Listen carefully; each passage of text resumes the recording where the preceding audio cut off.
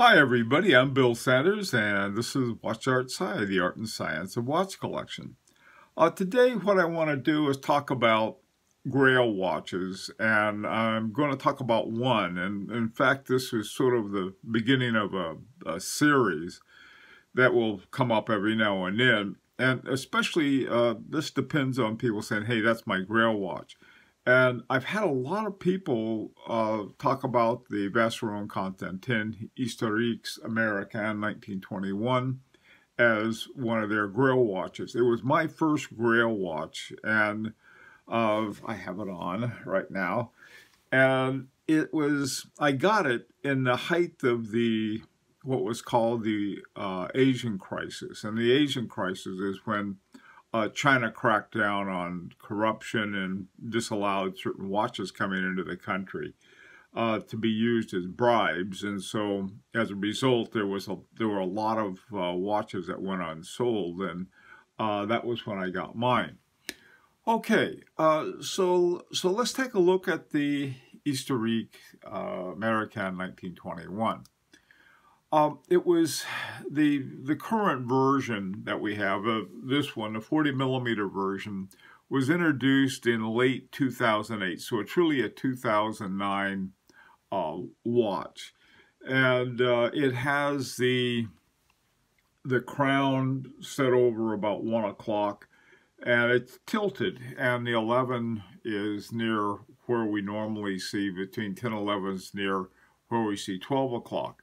It has the Maltese cross, which is the sort of the symbol of Vacheron Constantin, and this particular one is in rose gold or pink gold. They also have them in yellow gold, and they also have them in some other things as time went by. They didn't have them all at once. At first, they just had the yellow and pink gold ones. And this was, like I said, introduced in late 2008. And they had alligator gator straps. The reason I was laughing is that we were talking earlier about the percent of a watch that has to be made in Switzerland, and wondering where they're raising alligators in Switzerland. They're not, of course. Okay, so let's take a look at this guy. The movement for it, and this was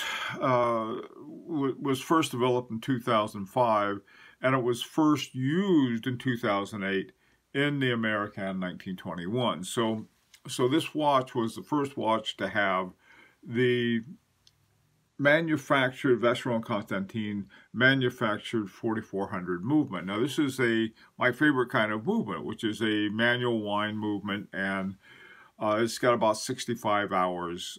So you get about every 3 days you have to wind it up, and it's got a fairly long wind on it. It has the Geneva seal, which was a big deal, especially since Patek Philippe had a falling out, I guess, with the Geneva seal people, and now have the Patek Philippe seal. Anyway, now an unusual thing happened when this came out. Vacheron Constantin asked Kari Voutilainen to do a review of their movement. And this is how he sort of summarized his view of the movement. He says, I'm very impressed with the movement construction and finish. The movement is easy and logical to assemble. All parts fit in perfectly. You tell me this is a base movement? Question mark.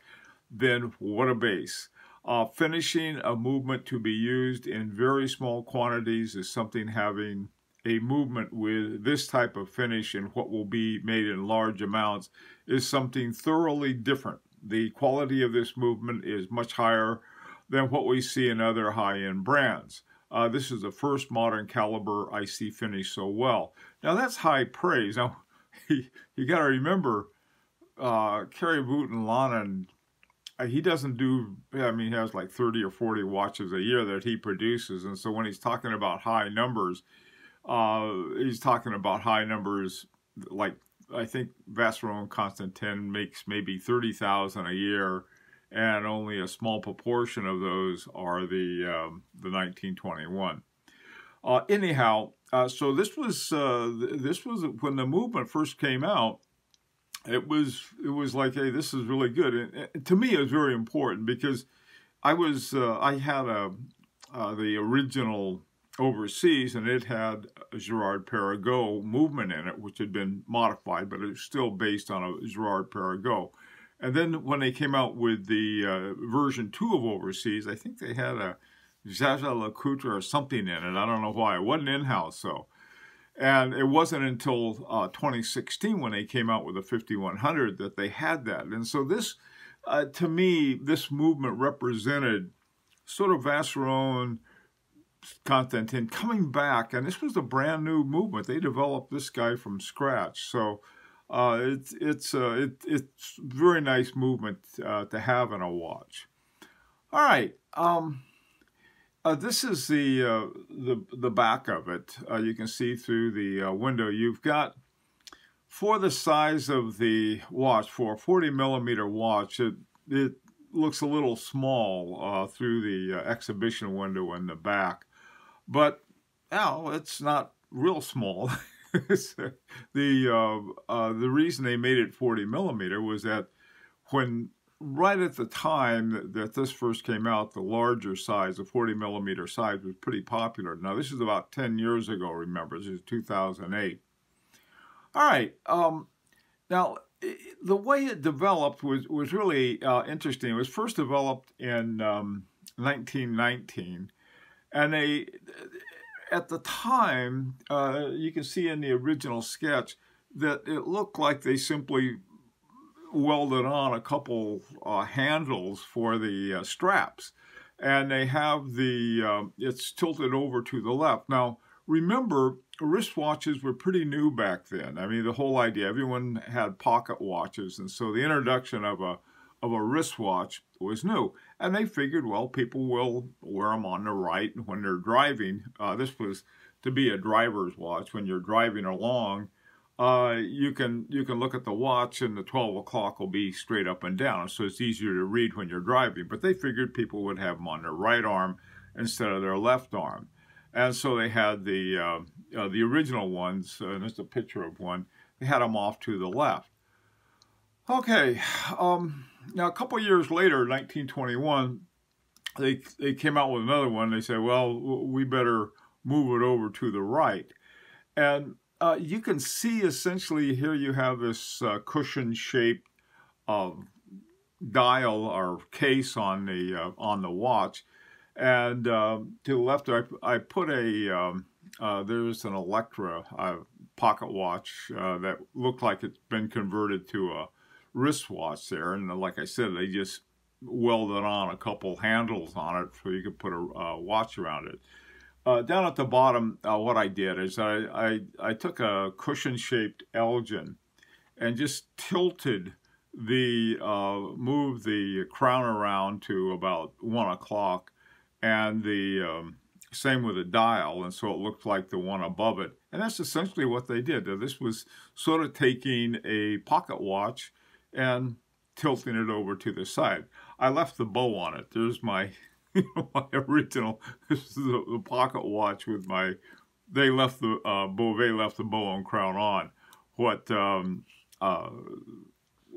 Constantin, they just used the crown. They didn't need the bow for that. All right.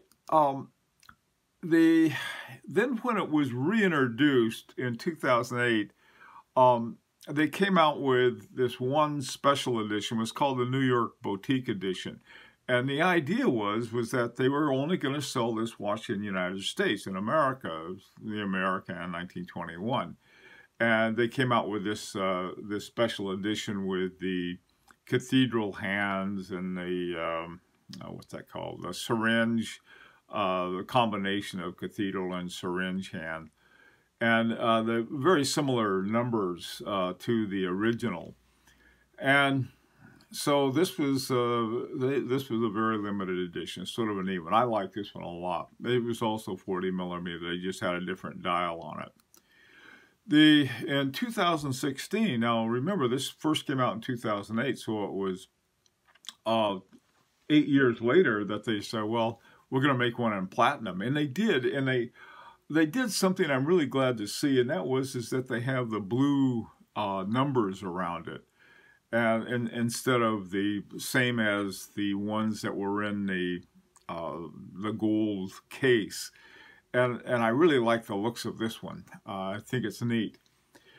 Then just last year, they came out with something that was very interesting, and this was the 36.5. Now, the idea behind this was the unisex, and so men and women could have it. And a lot of people, I guess the bigger watches aren't as popular as they used to be, so they came out with the 36.5.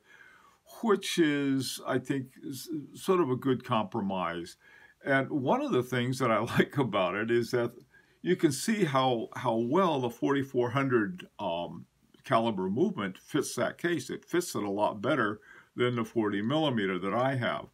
And so it was, it wasn't a bad idea. By the way, too, the movement itself, I think, is about 26 millimeters big. Okay, now the list price on the 40 millimeter, I think, is about $36,800. Now this, when I was looking at it, it was only $34. They raised the prices, and then I waited and I got it through a secondary market, and brand new, condition zero. I had to wait months to get it, but I saved $10,000 on it. So it's something that's sort of interesting. If you go to a place like Joma's shop, you will save roughly about $10,000. My experience was that I had to wait 3 months until I got one. So it's unlikely that Joma's shop and some of the other ones where you can get a major discount on these, that you're going to find them to be immediately available. Okay, so you might have to wait a little while for it. But to me, it was, like I said, this was my first Grail watch. It was worth waiting for. And now that they have them in 36.5, or 40, you can get either one. I think that the 36.5 is less, a couple $1,000s less or so, and it's very nice too. I mean, it's not a little one. One of the reviewers, this is one of the things, for some reason, reviewers just love this watch. They keep saying, "Oh, that's the most beautiful watch." They like the movement. I rarely had a watch that somebody didn't like something about it. And so many times I've seen people say, "Oh, that's my Grail watch." And so I thought, well, this would be something to talk about. And here's what I'd like to do. I'd like to have other Grail watches that you guys may have. And so if you have one, in the comments section, when you're writing comments, you can talk about this too, if this happens to be your Grail watch.